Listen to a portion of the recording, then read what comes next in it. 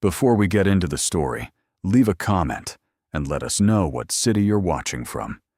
And don't forget to rate the story from 0 to 10 at the end. Enjoy the story. The neon lights of downtown flickered against rain-slicked streets as Madison Hayes clutched her phone, scrolling through the group chat one more time. Her best friends had planned this bachelorette party for weeks, and she'd tried to be enthusiastic. Truly, she had.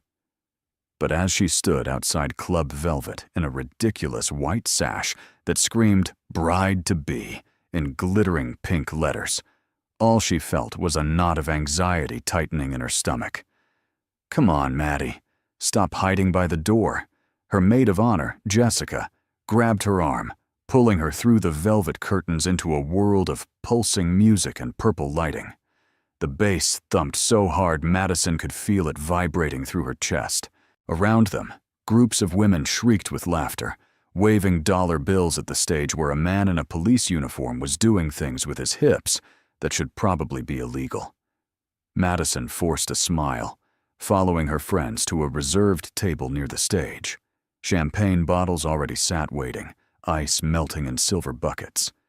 Jessica poured her a glass, eyes sparkling with mischief. "Okay, so don't freak out," Jessica began, and Madison's stomach dropped.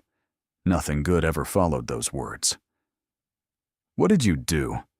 "I may have ordered a private performance, just for you." Jessica grinned wickedly. "Jess, no, please tell me you didn't." "Oh, I absolutely did." The agency said they're sending their best guy. Apparently, he's new, but incredible. Should be here any minute. Madison buried her face in her hands, her cheeks burning.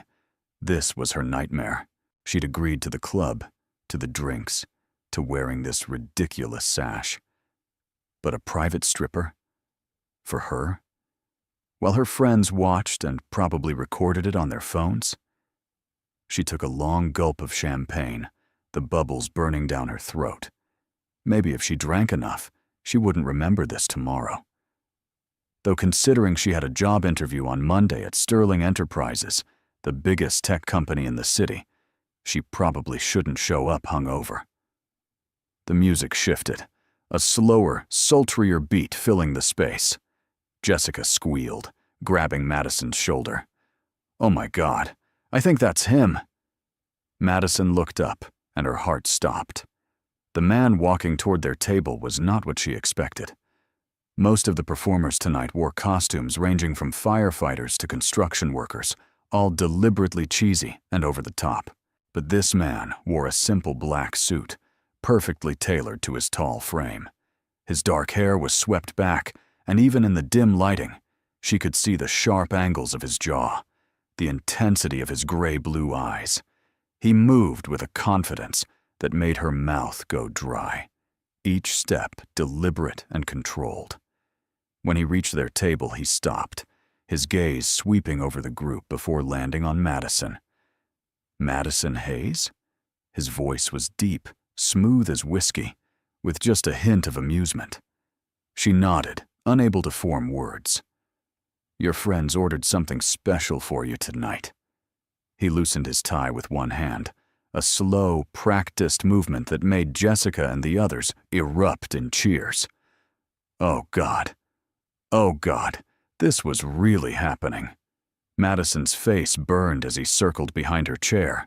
She could smell his cologne, something expensive and woodsy that made her head spin more than the champagne.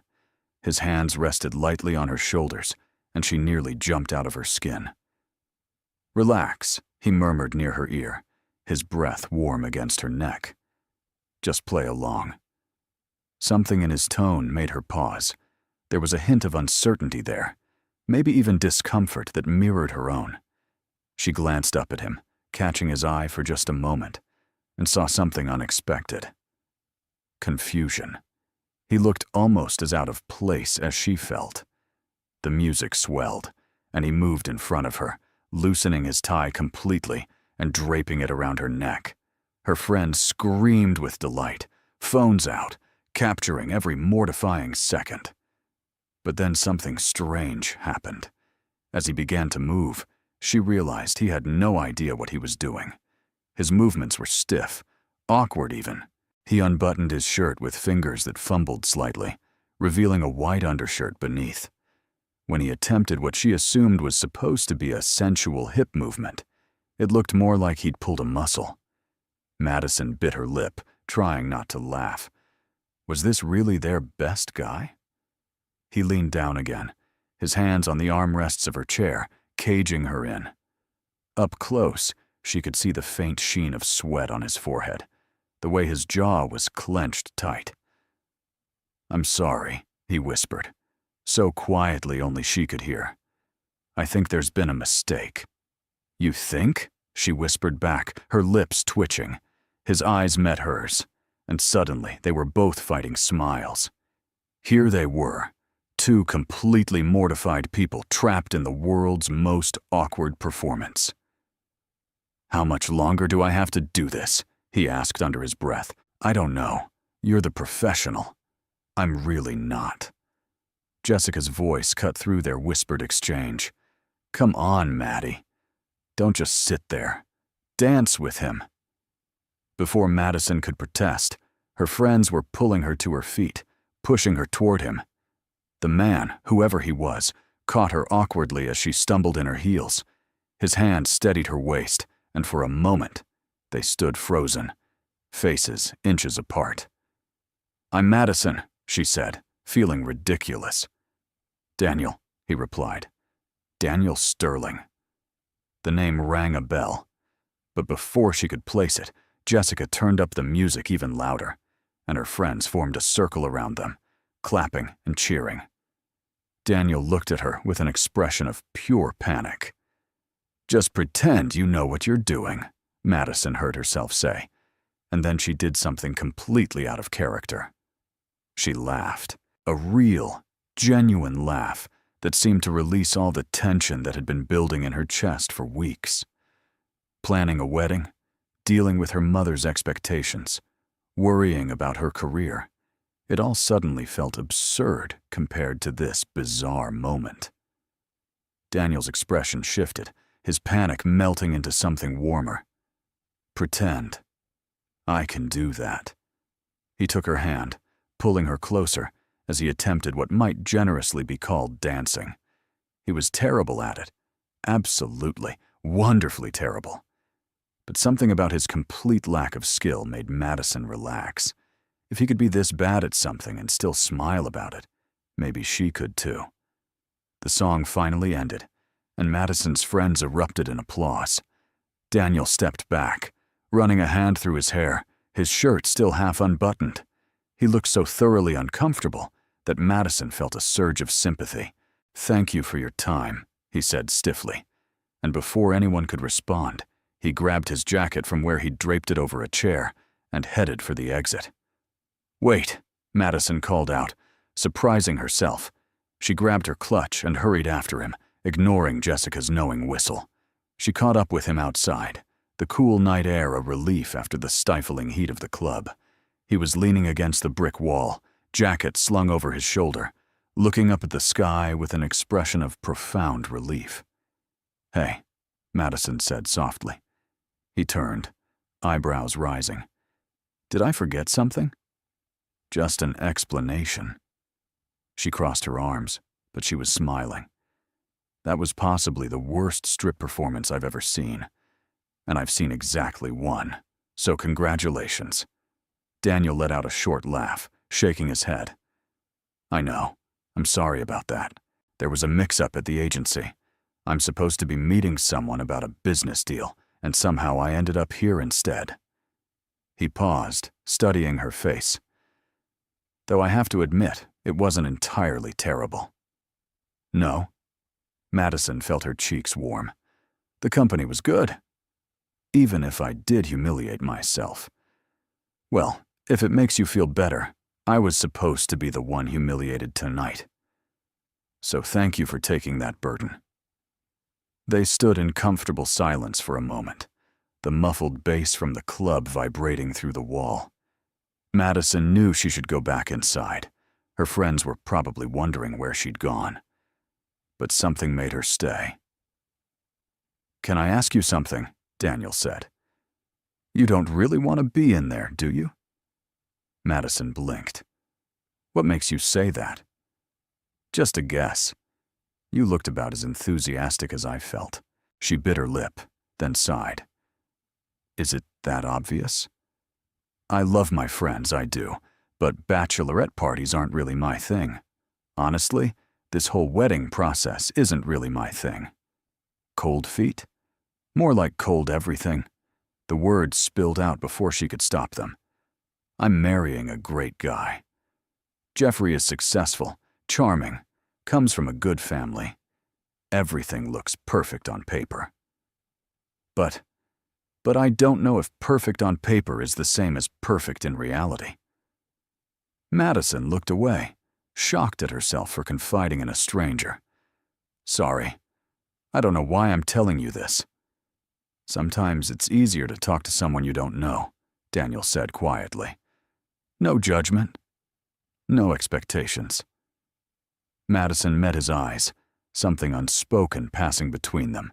He was right. Standing here with this man who'd just embarrassed himself spectacularly, she felt more herself than she had in months. "So what about you?" she asked, changing the subject. "Daniel Sterling. Why does that name sound familiar?" His expression shifted, becoming more guarded. "It's a common name." "Is it?" Madison tilted her head, studying him. There was something about the way he carried himself, the expensive cut of his suit, the watch on his wrist that probably cost more than her car. "You said you were supposed to be at a business meeting. On a Saturday night? Business doesn't sleep in my world." "And what world is that?" Before he could answer, Jessica burst through the club doors, slightly unsteady on her heels. "Maddie! There you are. We're about to do shots, and oh." She stopped, noticing Daniel. "Hello again. Enjoying a private encore?" "I should go," Daniel said quickly. "Congratulations on your upcoming wedding, Madison." "I hope it's everything you want it to be." He walked away before Madison could respond, disappearing around the corner. Jessica looped her arm through Madison's, tugging her back toward the club. "Okay, spill. What was that about?" "Nothing. He was just apologizing for the terrible performance." "Terrible? Are you kidding? He was gorgeous. Who cares if he can't dance?" Madison laughed, letting Jessica pull her back inside. But as she rejoined her friends, accepted a shot of something pink and probably too sweet, she couldn't stop thinking about gray-blue eyes and a smile that had felt surprisingly genuine. Monday morning arrived too quickly. Madison stood outside Sterling Enterprises, a massive glass and steel tower that dominated the downtown skyline. She smoothed down her navy pencil skirt, checked her reflection in the building's polished surface, and took a deep breath. This interview could change everything. A position as executive assistant to the CEO would mean better pay, better opportunities, a chance to actually build a career instead of just paying bills. She needed this. The lobby was all marble and modern art, intimidatingly pristine. Madison gave her name to the receptionist, who directed her to the 52nd floor. As the elevator climbed, her stomach performed acrobatics. "You've got this," she whispered to herself. Professional. Confident. Don't mention the bachelorette party. Wait. Why would she mention the bachelorette party? The elevator doors opened to reveal a stunning reception area. Floor-to-ceiling windows offered a panoramic view of the city. A woman in her 50s, elegantly dressed, greeted her with a warm smile. "Miss Hayes?" "I'm Patricia, Mr. Sterling's current assistant. He's running a few minutes late from his previous meeting, but please, have a seat." Madison settled into a leather chair, her resume folder balanced on her lap. She tried not to fidget, tried not to think about how much was riding on this interview. "He's ready for you now," Patricia said, after what felt like hours, but was probably only 5 minutes. Madison stood, smoothed her skirt one more time, and followed Patricia to a large oak door. Patricia knocked once, then pushed it open. Mr. Sterling, this is Madison Hayes for the executive assistant position. Madison stepped inside, her practiced smile in place, her hand extended for a professional handshake, and froze. Behind the massive desk, rising to his feet with an expression of equal shock, was Daniel. Not a stripper Daniel, not a lost businessman Daniel. Daniel Sterling, CEO of Sterling Enterprises, her potential new boss. Oh God, the silence stretched between them like a living thing, thick and suffocating. Madison's hand was still extended, frozen midair. Daniel stared at her, his face cycling through emotions she couldn't quite read. Shock, definitely. Recognition, obviously. And was that amusement flickering in his eyes? Ms. Hayes, he finally said, his voice carefully professional. He moved around the desk, taking her hand in a firm handshake that sent electricity shooting up her arm. Please, have a seat. Madison's brain screamed at her to run, to make up an excuse, any excuse, and get out of this office before she died of mortification. But her legs carried her to the chair facing his desk, her body moving on autopilot while her mind raced. This couldn't be happening. The universe could not possibly be this cruel. Daniel returned to his seat, and for a moment, he simply looked at her. Really looked at her. His expression was unreadable, professional, giving nothing away. But she saw the faint twitch at the corner of his mouth, the barely suppressed smile he was fighting. So, he began, picking up her resume. Madison Hayes, bachelor's degree in business administration from State University. 3 years of experience as an administrative assistant at Crawford & Associates. Excellent references. He set the paper down. Impressive credentials. Thank you, Mr. Sterling. Her voice came out steadier than she felt. Tell me, Miss Hayes.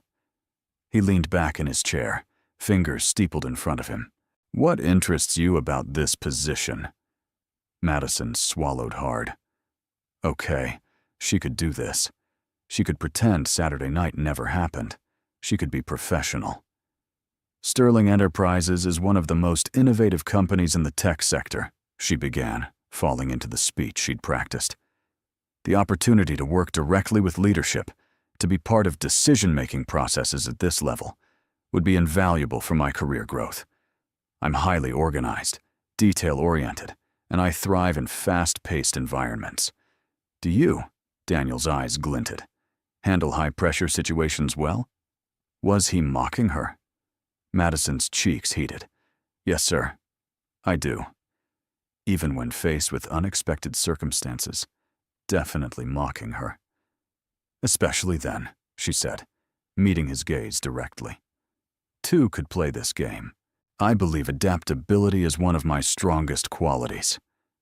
Adaptability. He nodded slowly. That's important in this role. My schedule is demanding. There are often last-minute changes, situations that require discretion and quick thinking. I understand. Do you? He stood, moving to the window. From his position, he commanded a view of the entire city, a literal king surveying his domain. This position requires someone who can anticipate needs, who can handle confidential information, who won't be rattled by unusual situations. Madison stood as well, unable to remain seated while he loomed over her. Mr. Sterling, I can assure you that I'm more than capable of handling whatever this position demands. He turned to face her. Are you always this composed? Are you always this cryptic during interviews? The words were out before she could stop them. Oh God, she'd just snapped at a potential employer, at a CEO, at a man who could blacklist her from every decent job in the city. But instead of anger, Daniel smiled. A real smile that transformed his entire face, making him look younger, more approachable. Actually, I'm terrible at interviews. I usually let Patricia handle the preliminary screening. Then why are you conducting this one yourself? Call it a hunch. He returned to his desk, but this time he perched on the edge of it, more relaxed. Ms. Hayes, Can we be honest with each other for a moment? I think that ship sailed when you accidentally stripped at my bachelorette party. He laughed, a genuine sound that filled the office. Fair point. So let's address it directly. Saturday night was a series of unfortunate misunderstandings. I was supposed to meet a potential investor at a restaurant next door to that club. My phone died. I couldn't check the address. And apparently I walked into the wrong establishment. Your friends assumed I was their entertainment, and by the time I realized what was happening, it seemed easier to play along than to embarrass everyone. Easier? You call that easier? You looked like you were being tortured. I was being tortured. I have absolutely no rhythm. None, Madison agreed, and they both smiled.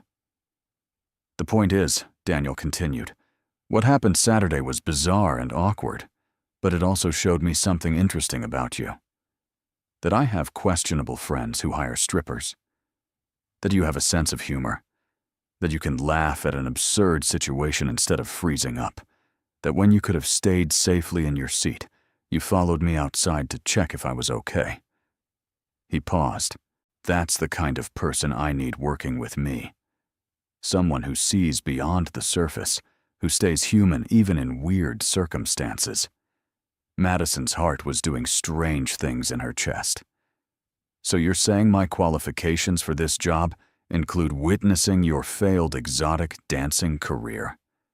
I'm saying I've interviewed 15 candidates for this position, all with perfect resumes and practiced answers. None of them made me laugh. None of them felt real.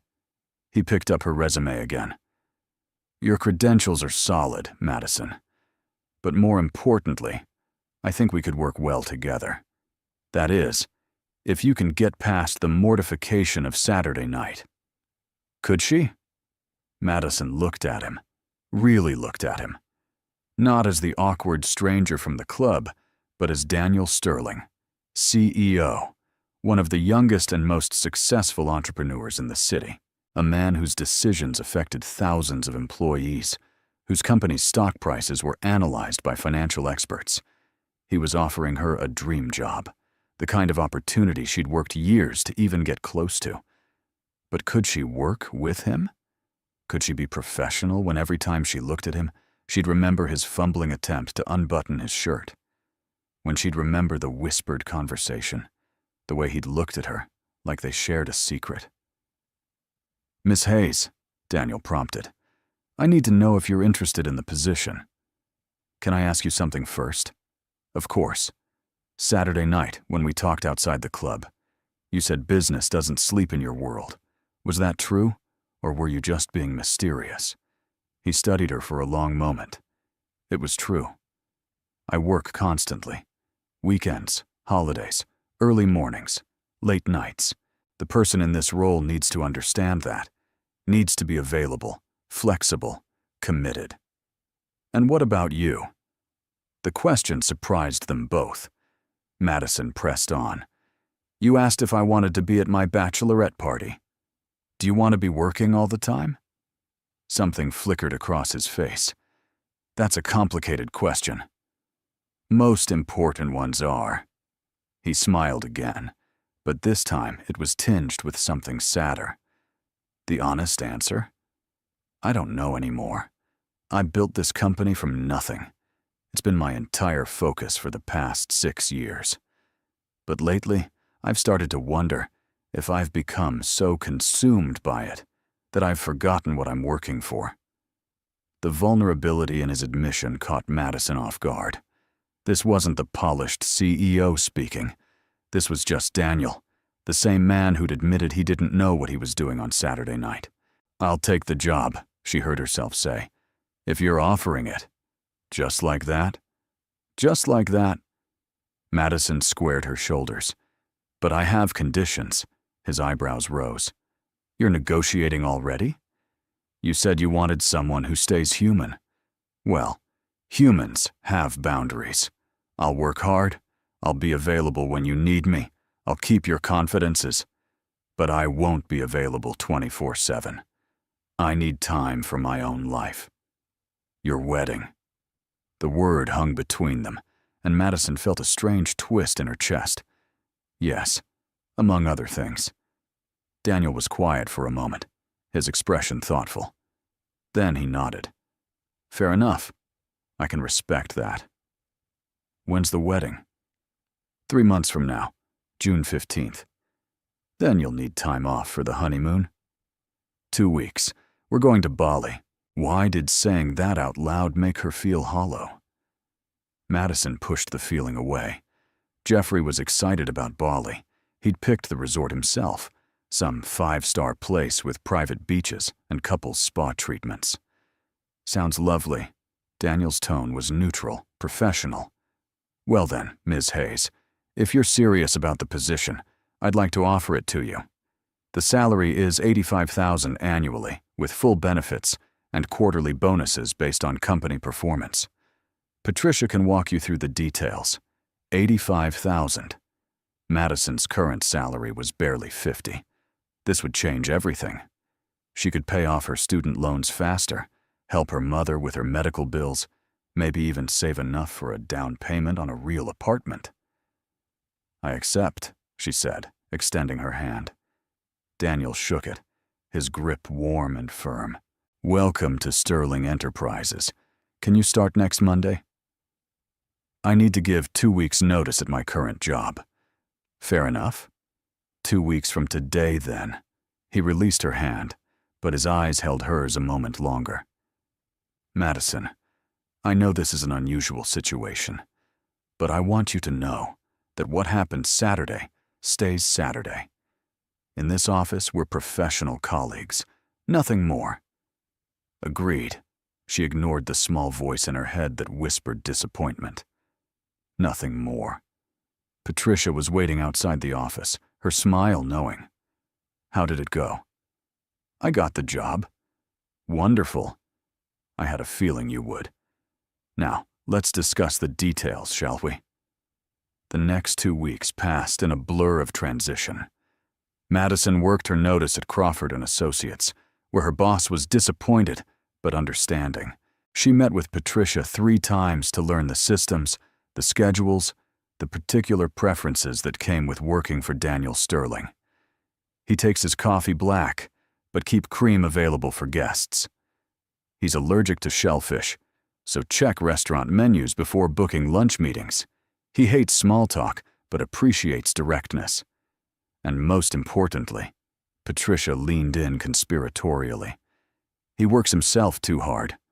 Part of your job will be protecting him from himself. Make sure he eats lunch. Remind him when he has personal commitments. Don't let him schedule back-to-back meetings all day without breaks. Madison absorbed it all, taking careful notes.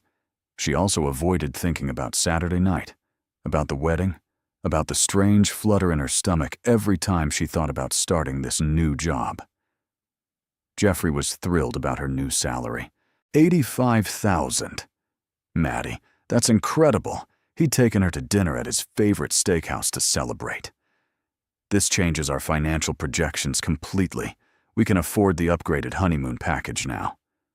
I thought you already booked Bali. I did. But there's a premium tier with better rooms, private excursions.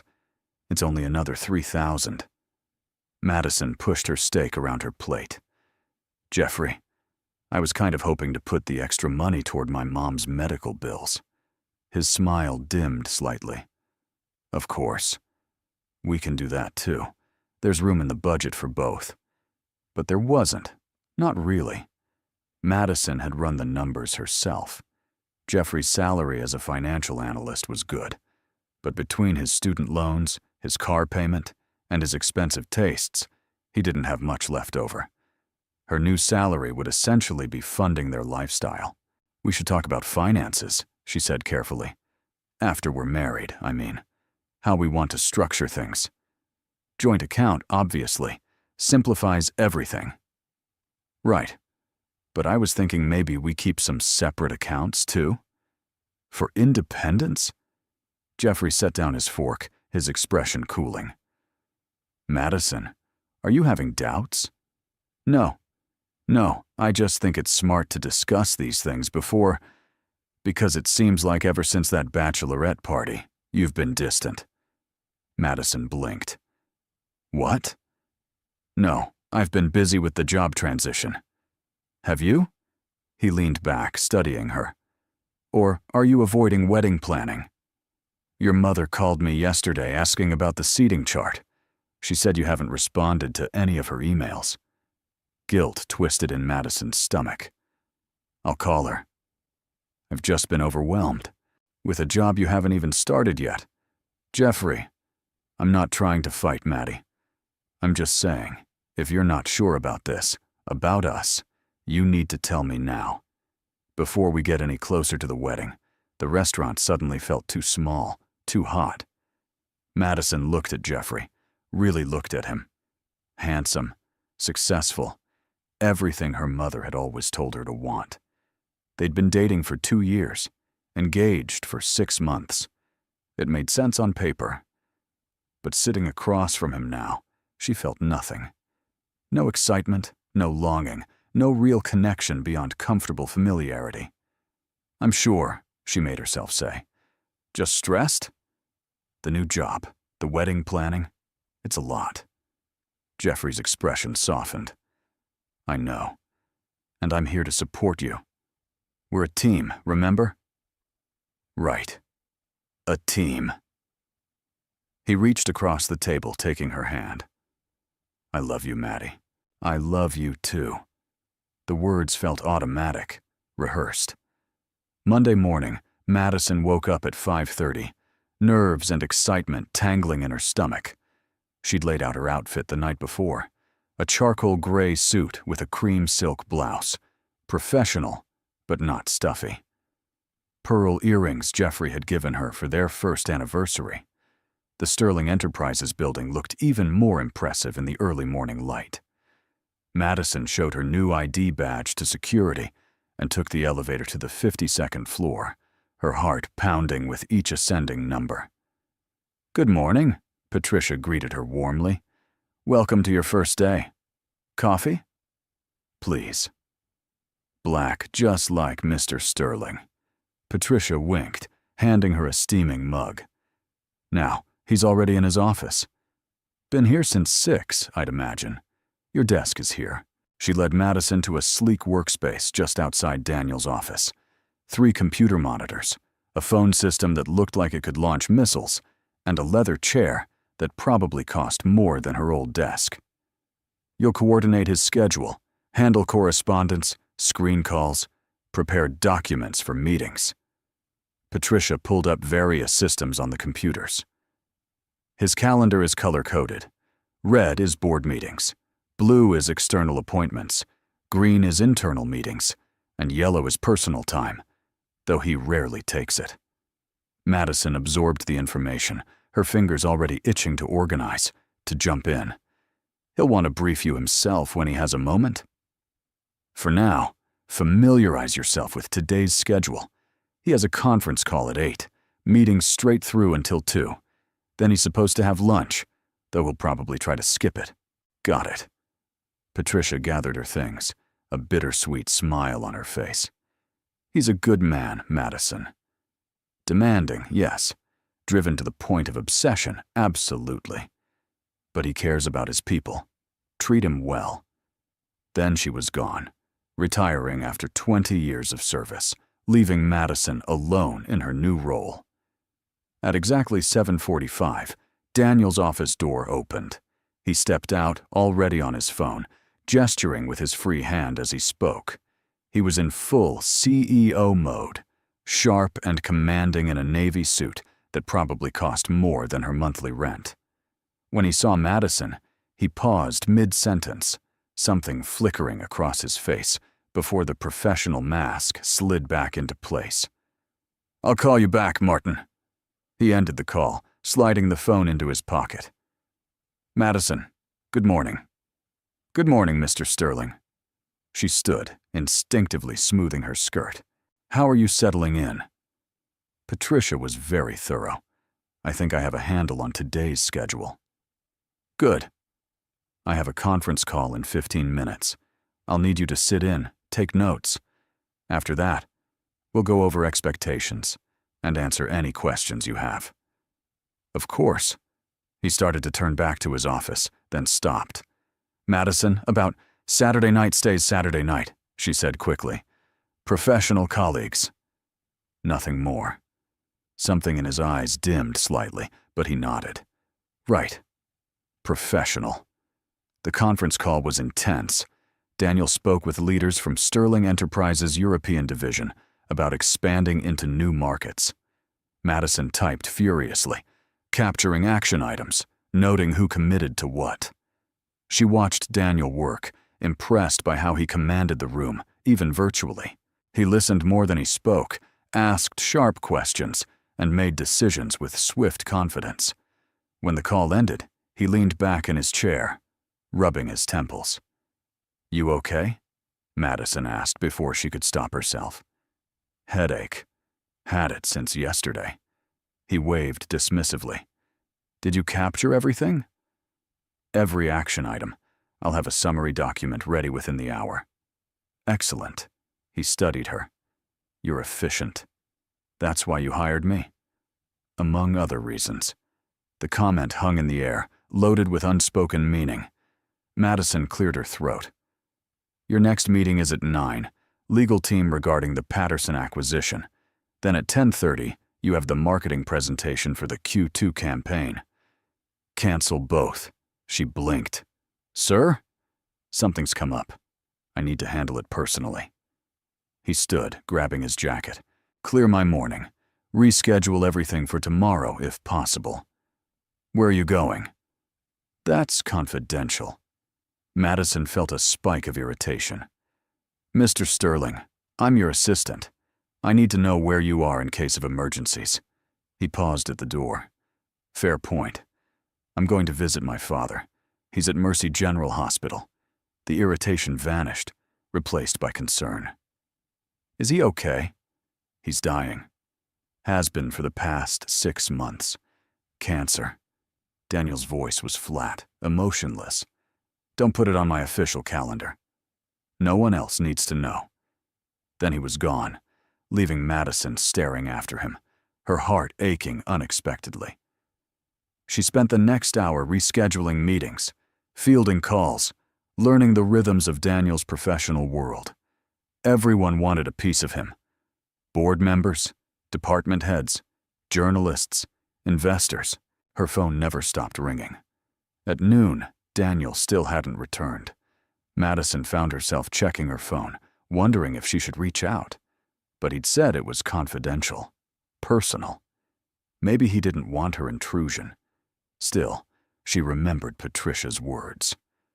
Part of your job is protecting him from himself. She ordered lunch from the Thai place she'd seen in Patricia's notes, Daniel's usual order. When he finally returned at 1:30, looking exhausted and somehow more vulnerable than she'd ever seen him, she had hot food waiting on his desk. Daniel stopped in the doorway, staring at the containers. "You didn't have to do this." "Patricia said you skip lunch. I figured today was hard enough without being hungry too." He sat down slowly, like his bones hurt. "Thank you." Madison hesitated, then sat in the chair across from him. "How's your father?" "The same." "Which is to say, not good." Daniel opened a container, the smell of pad thai filling the office. "He's asleep most of the time now. The nurses say it won't be much longer." "I'm sorry." "Don't be. We were never close. He built this company, then handed it to me like a burden I was obligated to carry. I think I've spent my entire adult life trying to prove I was worthy of his legacy." He laughed bitterly. "Funny thing is, he doesn't care anymore. All the success, the growth, the innovations, none of it matters when you're dying." Madison's throat tightened. "Is that why you work so much? To prove something to him?" Daniel set down his fork, meeting her eyes. "Maybe. Or maybe I just don't know what else to do." The vulnerability in his admission made her chest ache. This wasn't the confident CEO. This was just a man, scared and tired, watching his father die. "You don't have to do this alone," she said softly. "I've been alone for a long time, Madison. I'm used to it. That doesn't mean you have to stay that way." Something shifted in his expression, a wall cracking. "What about you? Are you alone?" "I'm engaged." "That's not what I asked." Madison looked away, unable to hold his gaze, because he was right. She was engaged to Jeffrey, planning a wedding, building a future. But she felt profoundly alone. "We should get back to work," she said, standing abruptly. "You have the marketing presentation at 3. I rescheduled your legal meeting for tomorrow at 8. "Madison, professional colleagues, remember?" She forced a smile. "That's the deal." Daniel nodded slowly. "Right. The deal." But as she returned to her desk, Madison couldn't shake the feeling that the deal was becoming harder to keep with every passing moment. The first week flew by in a whirlwind of meetings, emails, and learning curves. Madison fell into the rhythm of Daniel's world, anticipating his needs, managing his impossible schedule, slowly understanding the man behind the CEO facade. She learned that he took his coffee black, not because he liked it that way, but because his father had told him adding cream was weak.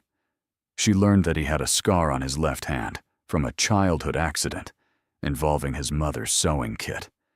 She learned that he hated board meetings, loved designing new products, and had a terrible habit of skipping meals when he was focused. She also learned that he was kind. When an intern spilled coffee on his suit, he laughed it off. When a project failed, he took responsibility instead of blaming his team. When she mentioned her mother's medical bills, he quietly made sure their health insurance covered pre-existing conditions. Friday afternoon, Madison was preparing to leave when Daniel called her into his office. "Yes, Mr. Sterling?" "Daniel, please." "When it's just us." He gestured to the chair. "I wanted to thank you for this week. Patricia was excellent, but you've brought something different. You actually make me stop and think about things beyond quarterly reports. That's my job." "Is it?" He leaned forward. "Because I don't remember challenge the CEO's worldview being in the job description." Madison smiled. "It was in the fine print." "Ah, I should have read more carefully." He pulled out an envelope. "This is for you." "What is it?" "Your bonus. You made it through your first week without quitting, which frankly is impressive given how demanding I am." Madison opened the envelope, then nearly fell out of her chair. "This is $2,000. Weekly bonuses are based on performance. You performed excellently."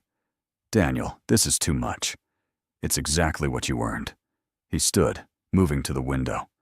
The sun was setting, casting orange light across his profile. "Madison, can I ask you something personal?" Her heart skipped. "Okay. Are you happy?" The question caught her completely off guard. "What?" "With your life. Your engagement. Are you happy?" Madison opened her mouth to give an automatic yes, but the word wouldn't come. She thought about Jeffrey, about their comfortable routine, about the wedding plans that felt more like a business transaction than a celebration. "I don't know," she finally admitted. Daniel turned to face her. "That's a problem. Why do you care?" "Because He stopped himself, jaw clenching. "Because you deserve to be happy. Everyone does." The next morning was Saturday, which meant Madison should have been meeting with the wedding planner to finalize the centerpieces. Instead, she was at her apartment, staring at fabric swatches and feeling nothing. Her phone rang. Jeffrey. "Hey, are you on your way?" "Linda's waiting at the venue. Actually, I was thinking maybe we should postpone. I'm exhausted from the new job." Silence on the other end. Then, "Maddie, the wedding is in 10 weeks. We can't postpone meetings. I just need a break, Jeffrey." "From wedding planning or from me?" The question hung heavy between them. Madison closed her eyes, suddenly exhausted beyond measure. I don't know. You don't know. His voice went cold. That's great. That's really great, Madison. I've been patient. I've given you space. But I'm starting to think Jessica was right. What did Jessica say? That you've been different since you started working for Sterling. That you mention him constantly. That maybe I should be worried. That's ridiculous. Is it? Because from where I'm standing, you're pulling away, and the timing is pretty suspicious. Anger flared in Madison's chest. You think I'm interested in my boss? That's what you think of me. I think you're confused. I think this new job, the money, the glamorous world you're suddenly part of, it's turned your head. Maybe it hasn't turned my head. Maybe it's opened my eyes. The words were out before she could stop them. Jeffrey sucked in a sharp breath. What's that supposed to mean? Madison sank onto her couch, suddenly too tired to fight. It means I don't know if I'm marrying you because I love you, or because it's what I'm supposed to do, because you check all the boxes, because everyone expects it. So what? You want to call off the wedding? Did she? The thought should have terrified her. Instead, she felt something like relief. I think we need to pause, take some time to really think about what we want. I know what I want, Maddie. I want you. I want the life we planned. If you don't want that anymore, you need to say so. I need time, Jeffrey. Please. He was quiet for a long moment. Fine. Take your time. But I'm not waiting forever. And I'm definitely not canceling the venue deposits. He hung up. Madison sat in the silence of her apartment, feeling like she'd just jumped off a cliff without knowing if there was water below. Her phone buzzed. A text from Daniel. Working on a Saturday. Need a break? Want to grab coffee? She should say no. She absolutely should say no. This was her boss. This was inappropriate. This was everything she shouldn't do. She texted back. Where? They met at a small cafe in a neighborhood far from downtown, far from anyone who might recognize them. Daniel was in jeans and a simple gray sweater, looking more relaxed than she'd ever seen him. Thanks for coming, he said as they sat at a corner table. I was going crazy in my apartment. Shouldn't you be with your father? I was there this morning. He's unconscious. The nurses said I should go home, rest. He wrapped his hands around his coffee cup. But home is just another empty space. Madison's heart twisted. No other family? My mother died when I was 12. No siblings. My father remarried, but we're not close. So it's just me and a company full of employees who see me as a meal ticket rather than a person. He smiled wryly. Sorry, that was dark. You're entitled to dark. Your father's dying. What about you? How's wedding planning? Madison laughed bitterly. About as fun as you'd expect. Actually, I just told Jeffrey I wanted to postpone. Daniel's eyebrows shot up. You did? I'm a mess. I don't know what I want anymore. She stirred her latte absently. 3 weeks ago, my life made sense. I had a plan. Job, marriage, future. Then I crashed a bachelorette party thinking you were a stripper, and everything's been upside down since. So you're blaming me for your existential crisis? Yes, entirely your fault. They both laughed, and something in Madison's chest loosened. When was the last time she'd laughed with Jeffrey like this? When had conversation felt this easy? Can I tell you something? Daniel leaned forward. That night at the club, when you followed me outside, you asked if I was okay. No one asks me that. I'm always supposed to be okay, always supposed to have the answers. That sounds exhausting. It is. His gray-blue eyes held hers. But with you, I don't feel like I have to pretend. You saw me at my absolute worst, fumbling through a strip routine, and you didn't judge. You laughed with me, not at me. Well, maybe a little at you. Fair. He smiled. My point is, you made me feel human. and I haven't felt that way in a long time. Madison's breath caught. The air between them felt charged, heavy with things unspoken. Daniel, we can't. I know. He sat back. You're engaged. I'm your boss. It's complicated and inappropriate, and about a dozen other things that mean we should keep this professional. Right. Professional. But Madison? He caught her hand across the table. If things were different. If we'd met under normal circumstances, I want you to know that I would absolutely ask you out. I'd take you to terrible movies and expensive dinners, and I'd try very hard to make you laugh because your laugh is possibly the best sound I've ever heard. Madison's eyes burned with unexpected tears. Daniel, but things aren't different, so I'll be your boss, and you'll be my assistant, and we'll pretend that's enough. He released her hand, but the warmth lingered. They finished their coffee in comfortable silence, both knowing they'd crossed a line even by having this conversation. When they parted ways outside the cafe, Madison watched him walk away, hands shoved in his pockets, shoulders slightly hunched against the wind. And she knew, with terrifying certainty, that she was in trouble. The following Monday, Madison arrived at the office to find it in chaos. Daniel's father had passed away over the weekend. The company was in mourning. Preparations for a memorial service were underway, and Daniel was nowhere to be found. "He's not answering his phone," said Marcus from legal, clearly panicked. "We have the merger meeting in an hour, and he needs to sign off on the contracts." Madison felt ice in her veins. "I'll find him." She knew where he'd be. She didn't know how she knew, but she did. 20 minutes later, she was standing outside an old building in the industrial district. The sign read, "Sterling Manufacturing, original location." The place where Daniel's father had started the company 40 years ago, now abandoned and scheduled for demolition. She found him on the roof, sitting on the edge, legs dangling over empty space. Her heart stopped. "Daniel." He didn't turn. "How did you find me?" "Lucky guess." She approached carefully, sitting beside him. "You're scaring me with the roof thing." "I'm not going to jump. Just thinking." "About your father." "About everything.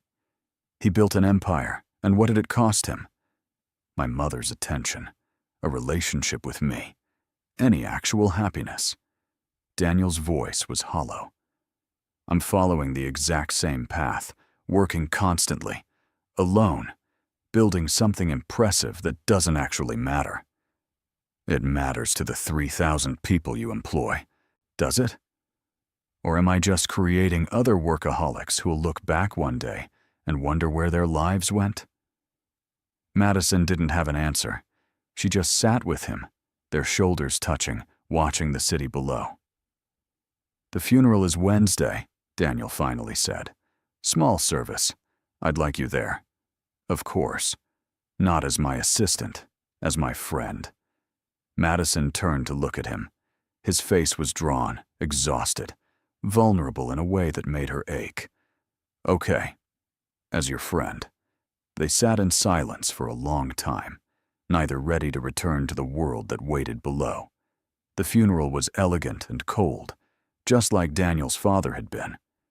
Madison sat in the back of the church, watching Daniel deliver a eulogy that was perfectly crafted and completely emotionless. He spoke of his father's business achievements, his dedication to the company, his vision for the future. He didn't mention love. He didn't mention family.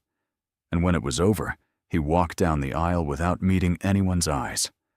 The reception was at Daniel's penthouse, a stunning space with floor-to-ceiling windows and modern art that probably cost more than most people's houses. Madison hadn't planned to attend, but Daniel had texted her, "Please come. I can't face these people alone."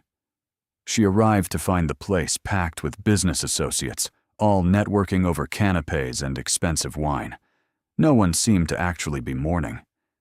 Daniel stood by the window, a glass of scotch in his hand, looking like he'd rather be anywhere else.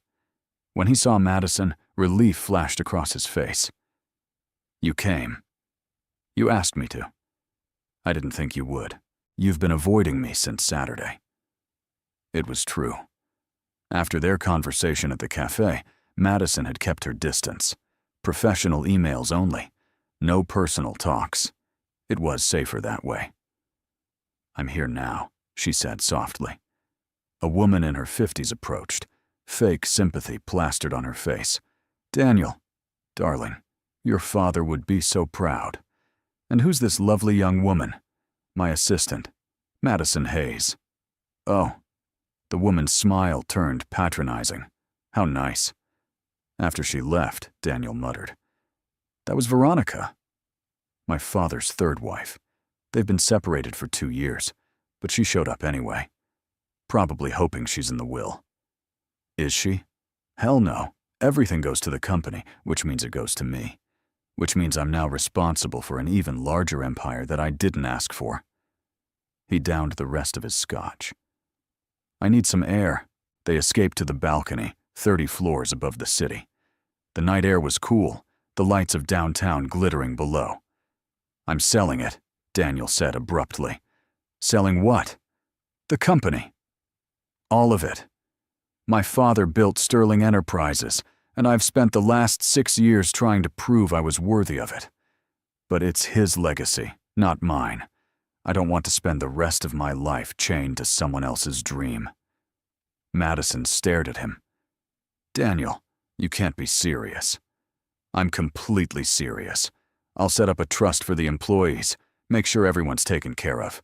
But I'm done. And then what? What will you do?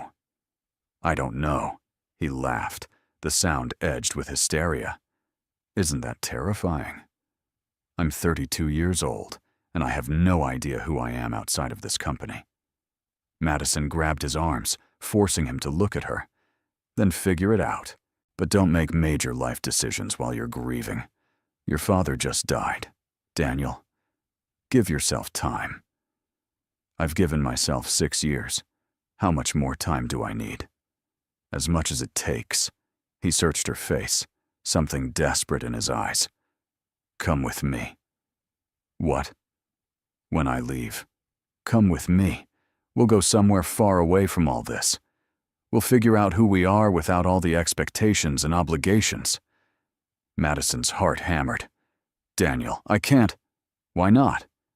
You don't want to marry Jeffrey. I can see it every time his name comes up. You're as trapped as I am, just in a different way. That doesn't mean running away is the answer. Maybe it is. Maybe sometimes running away is the bravest thing you can do. His hands came up to cup her face. Madison, I know this is crazy.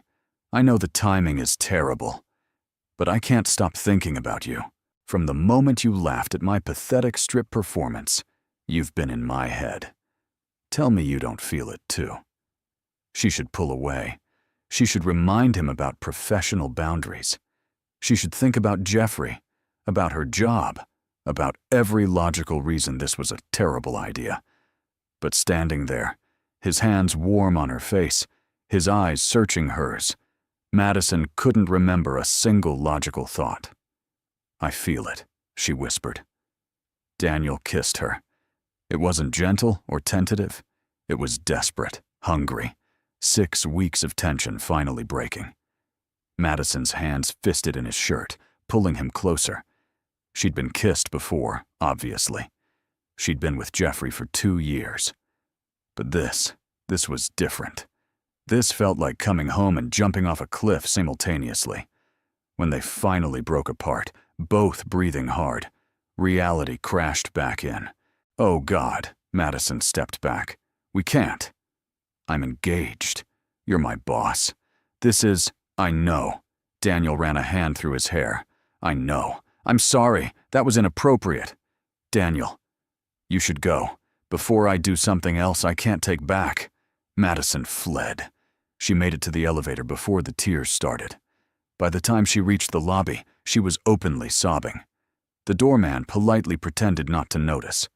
At home, she found Jeffrey waiting on her doorstep. I've been calling, he said, standing as she approached.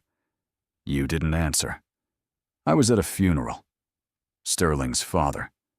I heard. He studied her tear-stained face. Are you crying because of the funeral, or because of him? Madison couldn't lie. Not anymore. Both. Jeffrey's face crumpled. You're in love with him. I don't know what I am. I'm confused and scared, and I've made such a mess of everything. Do you love me, Maddie? At all? The question deserved honesty. Madison looked at the man she'd planned to marry, saw the hurt and hope warring in his eyes, and felt her heart break for both of them. I care about you. You're kind and stable and everything I thought I wanted. But love? Real? Deep? Can't breathe without you, love?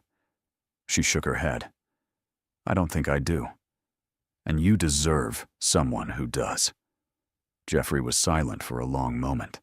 Then he pulled the engagement ring from his pocket. He'd been carrying it, she realized, hoping she'd put it back on. I knew, he said quietly. I think I've known for a while. You haven't looked at me the way you look at him. Not for months. Maybe not ever. Jeffrey, I'm so sorry. Me too. He tucked the ring away. For what it's worth, I hope he's worth it. I hope he makes you feel the way you deserve to feel. He left, and Madison sank onto her doorstep, crying harder. She'd just ended her engagement. She'd kissed her boss. She'd destroyed her carefully planned life in the span of a single evening. Her phone buzzed. Daniel. I'm sorry for tonight. I crossed a line. If you want to resign, I'll understand and provide excellent references. But I hope you'll stay. Not because I need an assistant, because I need you. Madison stared at the message, her heart and mind at war. She typed back. I broke up with Jeffrey. 3 dots appeared, disappeared, appeared again. Finally, come back. Please, we need to talk. This was crazy. This was impulsive and reckless, and everything Madison had never been. But maybe that was the point. Maybe she'd been so busy being careful that she'd forgotten how to actually live. She went back. Daniel answered the door immediately, like he'd been waiting by it. The party was over. Guests gone. It was just them in this too large apartment filled with remnants of someone else's life. I shouldn't have kissed you, he said. But I'm not sorry I did. I'm not either. Madison stepped inside. I broke up with Jeffrey. Not because of you. Because of me. Because I was marrying him for all the wrong reasons. And what are the right reasons? I don't know. But I think they involve feeling alive. Feeling like every moment matters.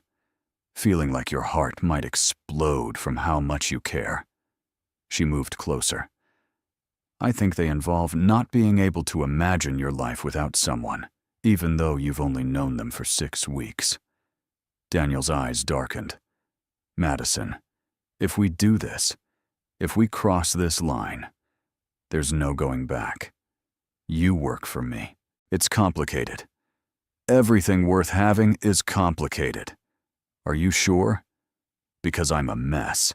I'm grieving and angry and about to make massive life changes. I can't promise you stability. I don't want stability. I want real.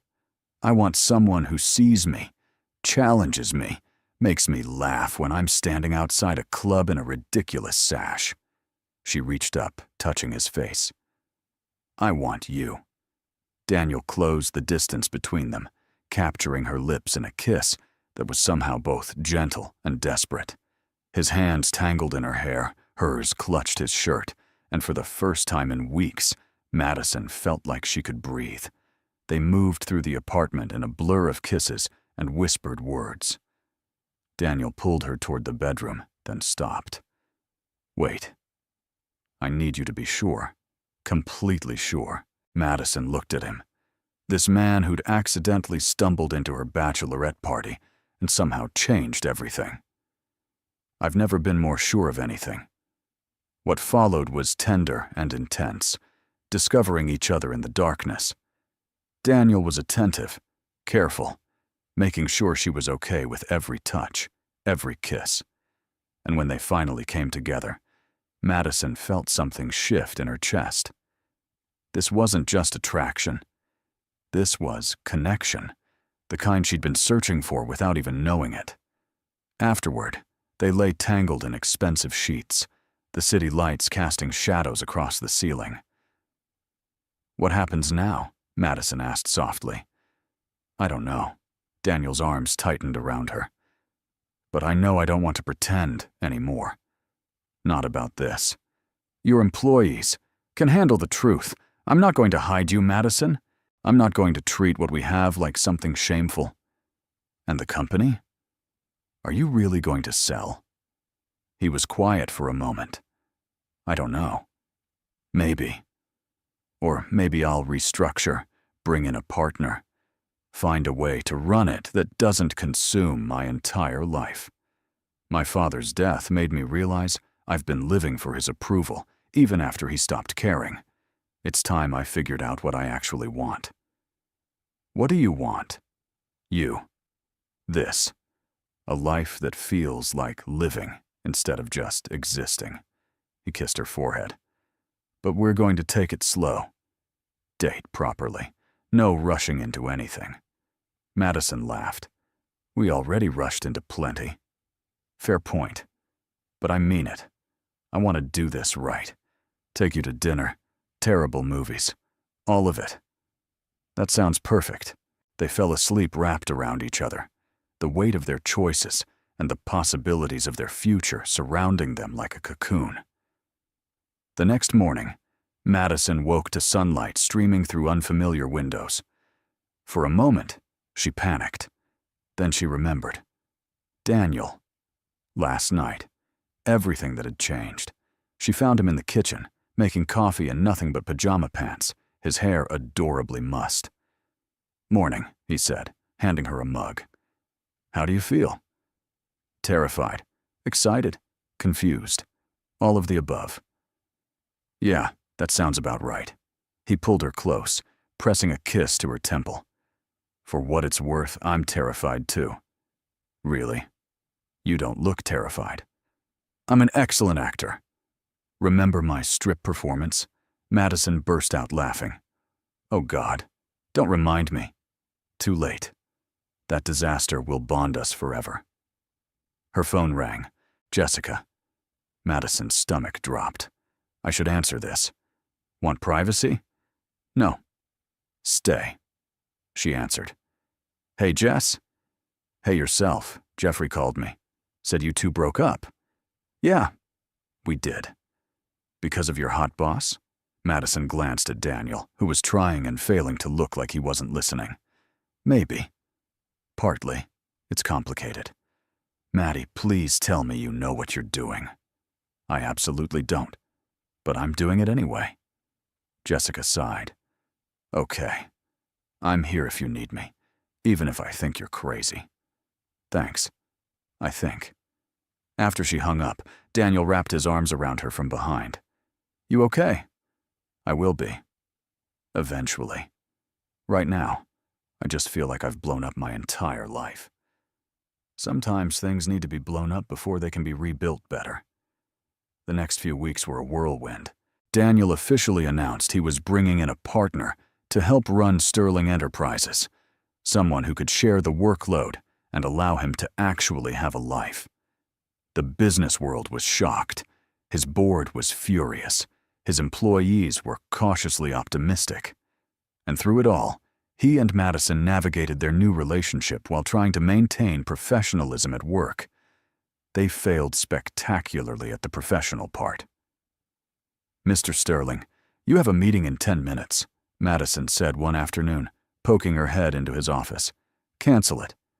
"Daniel, you can't keep canceling meetings." "Watch me." He pulled her into the office, closing the door. "I have something more important to do." "Which is?" "This." He kissed her, backing her against the door. Madison laughed against his lips. "We're terrible at the professional boundaries thing. The worst. But I don't care." A knock on the door made them jump apart. "Mr. Sterling," called his new assistant, hired to replace Madison since their relationship made her position ethically complicated. "The board is waiting." "Be right there," Daniel called back. He looked at Madison. "To be continued?" "Definitely." That evening they had dinner at a small Italian restaurant far from downtown. Daniel had insisted on taking her out properly. No takeout in his office, no hiding. "So," Madison said over wine, "tell me something I don't know about you." I'm afraid of heights." "You sat on the edge of a roof." "I was having an existential crisis. Desperation overrides phobias." He grinned. "Your turn." "I used to want to be a dancer, professional ballet." "What happened?" "I wasn't good enough." "I was good, but not great. And at a certain level, good doesn't cut it." Madison shrugged. "So I gave it up, went to business school, became practical." "Do you miss it?" "Sometimes. The feeling of moving to music, of being completely present in your body. There's nothing quite like it." Daniel reached across the table, taking her hand.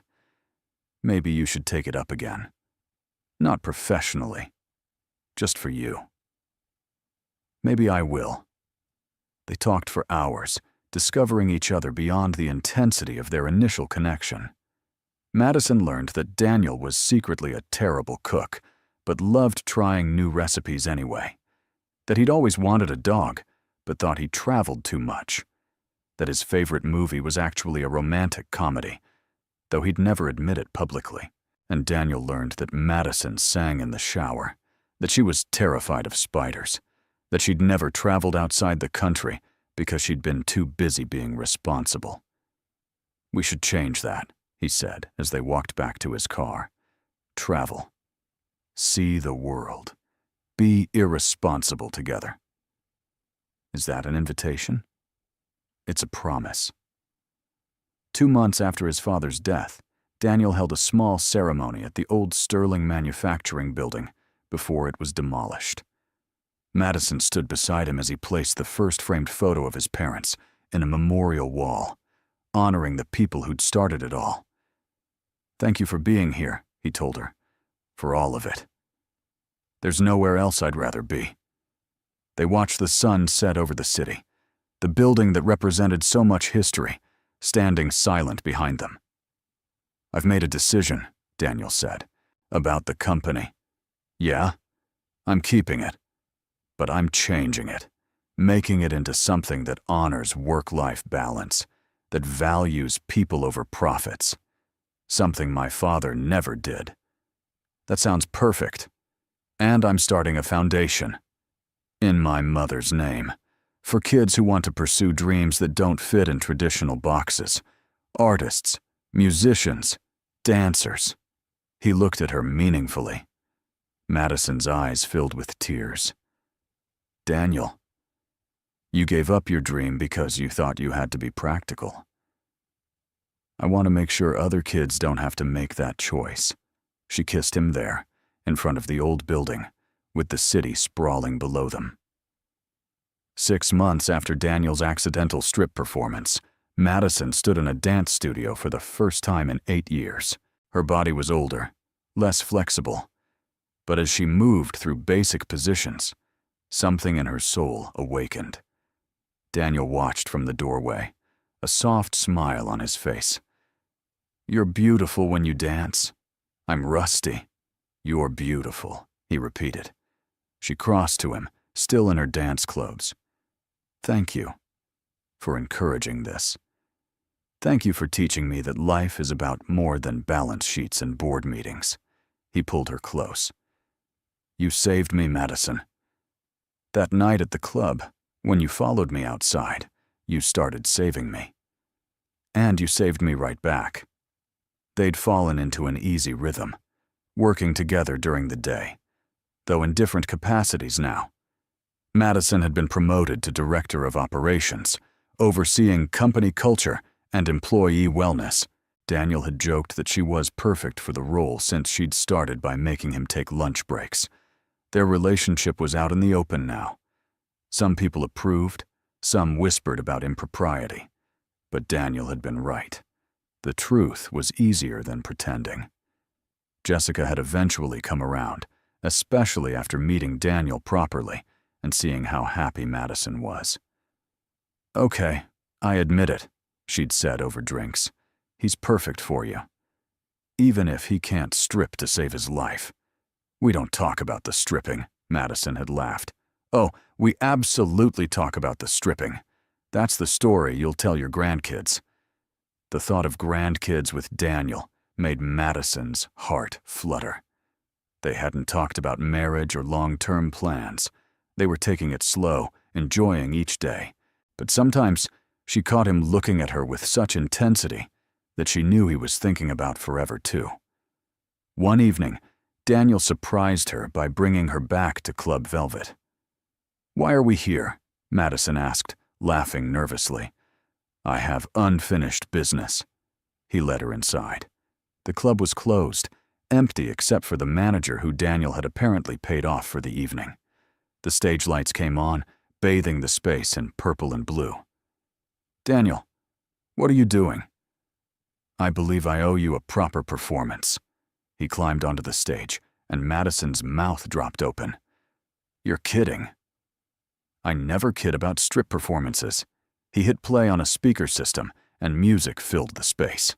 This time, he wasn't fumbling or awkward.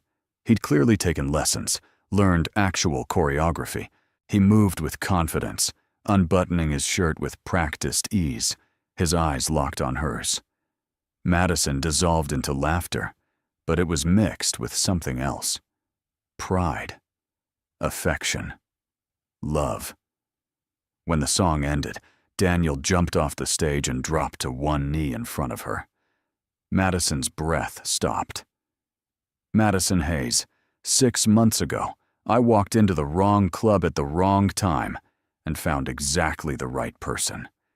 You've challenged me, changed me, made me want to be better. You've taught me that strength isn't about being perfect. It's about being honest. That success isn't measured in dollars, but in moments that matter." He pulled out a small box. "I'm still figuring out who I am outside of being Daniel Sterling, CEO. But I know I want to figure it out with you. Will you marry me?" The ring was perfect. Simple, elegant, with a single diamond that caught the light. Madison's eyes filled with tears. "You took stripping lessons for this proposal?" "I took stripping lessons for this proposal." "That might be the most ridiculous and romantic thing anyone's ever done." "Is that a yes?" "Yes. Absolutely yes." He slid the ring onto her finger, then stood, pulling her into a kiss that tasted like laughter and tears and promise. "I love you," he said against her lips.